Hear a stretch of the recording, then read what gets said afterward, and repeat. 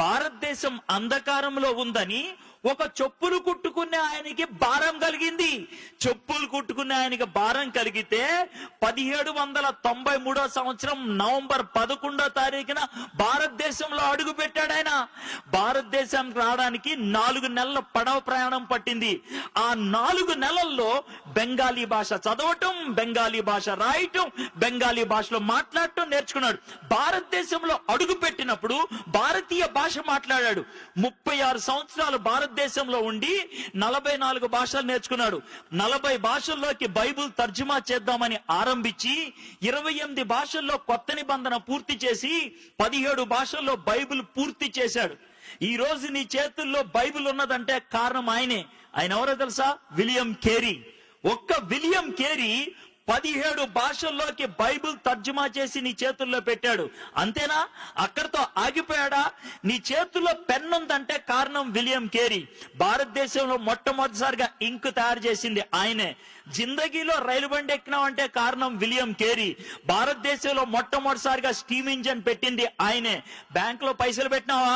కారణం William Carey. భారతదేశంలో మొట్టమొదటిసారిగా బ్యాంక్ పెట్టింది ఆయనే.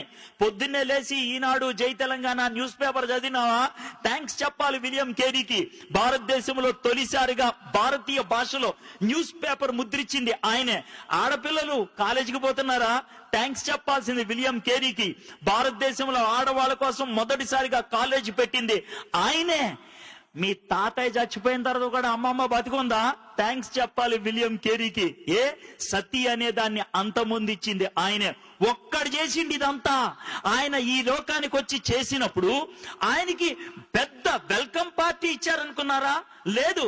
ఆయన జీవితంలో జరిగిన ఒక్క సన్నివేశం చెప్తే ఆయన ఎంత సాక్రిఫైస్ చేశారో అర్థమవుతుంది. కలకత్తాలో ఆయనకు ఒక చిన్న ప్రింటింగ్ ప్రెస్ ఉండేది. 236 పేజీలు బెంగాలీ డిక్షనరీని ఆ రోజే ముద్రించి కట్లగా నిలబెట్టి మిగిలిన పేజీలు ముద్రిద్దాం అనుకునే లోపల ఇంటి దగ్గర నుంచి ఒక పనోడు పరిగెట్టుకుంటా వచ్చాడు. వచ్చి, సార్ మీ భార్యకి పిచ్చి ఎక్కిందంట. ఎందుకు ఎక్కిందో తెలుసా భార్యకి పిచ్చి? వాళ్ళ కొడుకు చచ్చిపోయాడు. కొడుకు చచ్చిపోయినప్పుడు పాతి పెట్టడానికి ఎవరు రాకపోతే విలియం కేరీ ఒక్కడే శవాన్ని తీసుకెళ్లి పాతి పెట్టొచ్చాడు. ఆ యొక్క ఎమోషన్ లో భార్య పిచ్చెక్కి రాయితో తల కొట్టుకొని రక్తం కారుతుందంటే విలియం కేరీ భార్యను ఓదార్చుతామని వెళ్తూ ఉంటే వెనక నుంచి ఇంకోటి పరిగెట్టుకుంటూ వచ్చి, సార్ ఇప్పుడే మీ ప్రెస్ తగలడిపోయింది అని అన్నాడు. వెనక్కెళ్లాలో ముందుకెళ్లాలో తెలియకుండా సతమతమయ్యాడు విలియం కేరీ. అలా పెనుగులాడి అద్భుతంగా పరిచర్య చేశాడు. ఆ విధంగా పెనుగులాడే వాళ్ళు ఉండి పరిచర్య చేశారు కాబట్టి ఈ దినాన్న కుర్చీల మీద కూర్చొని లైటుల కింద ఈ విధంగా వాక్యాన్ని వినడానికి అవకాశం దొరికింది. అది ఉచితంగా రాలా. ఎవడో ప్రాణం పెడితే వచ్చింది, ఎవరో సాహసిస్తే వచ్చింది. దేవుడు నేర్పించే పాఠం ఏంటి తెలుసా? నువ్వు నాకు చెందిన వ్యక్తివి అని చెప్తావా? నన్ను నువ్వు దేవుడు అని పిలుస్తావా? యేసే అంటున్న మాట ఇది. మీలో నన్ను ఎవరైనా గురువు అని పిలవదలుచుకుంటే, నా శిష్యులు అవ్వాలి అనుకుంటే గుర్తుపెట్టుకోండి, ఒకటే ఒక కండిషన్. మిమ్మల్ని మీరు కాదనుకోవాలా, మీ సిలువెత్తి నన్ను వెంబడించాలా. సిలువెత్తి వెంబడించడం అంటే గోల్డెన్ క్రాస్ మెల్ల వేసుకొని రావటం కాదు. సస్తే పాతి పెట్టడానికి రెడీ అయ్యే సమాధి పెట్టిని తీసుకొని రావడం, చావటానికి తెగించటం.